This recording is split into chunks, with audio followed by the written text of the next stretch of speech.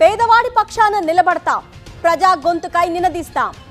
Voice of voiceless, తెలుగువారి మనస్సాక్షి సాక్షి TV. సాక్షి TV ప్రసారాల కోసం మీ స్థానిక కేబుల్ ఆపరేటర్ను వెంటనే సంప్రదించండి.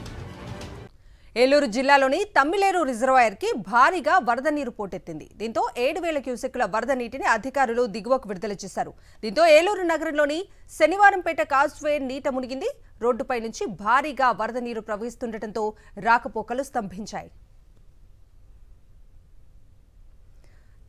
దీనిపై మరింత సమాచారం మా ప్రతినిధి రాజు ఏలూరు నుంచి అందిస్తారు. ఎగువన కురుస్తున్నటువంటి భారీ వర్షాలకు తమ్మిలేరుకు సంబంధించినటువంటి ఏదైతే రిజర్వాయర్ ఉందో నాగిరెడ్డిగూడెం వద్ద ఆ ప్రాజెక్టు కూడా భారీగా వరద నీరు చేరింది. అక్కడి నుంచి కూడా దిగువకు నీరు విడుదల చేయడంతో కూడా ఏలూరులో ఉన్నటువంటి ప్రధానంగా శనివారపేట కాజ్వే ఏదైతుందో మనం ఉన్నటువంటి శనివారపేట కాజ్వే కూడా పూర్తిగా నీట మునిగిందని చెప్పొచ్చు.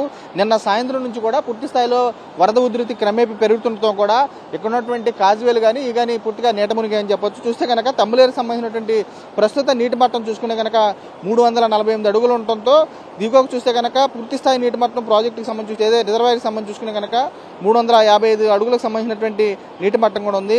ఎగువ నుండి కూడా ఇన్ఫ్లో కూడా ఎక్కువగా వస్తున్న తరుణంలో కూడా చూస్తే 6,300 క్యూసెక్లకు సంబంధించి కూడా ఎగువ నుంచి కూడా వస్తుంది. తెలంగాణ మిగిలిన ఏరియా ప్రాంతాల నుంచి కూడా ఇక్కడ ఉన్నటువంటి నాగిరెడ్డిగూడెం రిజర్వాయర్ కూడా వస్తున్న తరుణంలో ఇక్కడ ఉన్నటువంటి దిగువకు కూడా అధికార యంత్రాంగం చూసుకున్నాక తెల్లవారుజామున చూస్తే కనుక 7,500 క్యూసెక్లకు సంబంధించినటువంటి నీరుని దిగువకు విడుదల చేశారు. చూస్తే ప్రస్తుతం కొనసాగుతున్నటువంటి అవుట్ఫ్లో చూసుకున్నాక 5,100 క్యూసెక్లకు సంబంధించినటువంటి నీరు కూడా దిగువకు వెళ్తున్న పరిస్థితి కూడా ఉంది. దుగ్గిరాల కానీ ఇటు చిన్నకడమికి సంబంధించి కానీ పెదకడమి కానీ ఇటున్నటువంటి వెళ్ళేటువంటి గ్రామాలకు వెళ్ళేటువంటి పూర్తిగా రాకపోకలు నిలిచిపోయాయి. ఏలూరు నగరానికి సంబంధించి మిగిలిన గ్రామాలకు సంబంధించినటువంటి రాకపోకలు స్తంభించాయని చెప్పొచ్చు.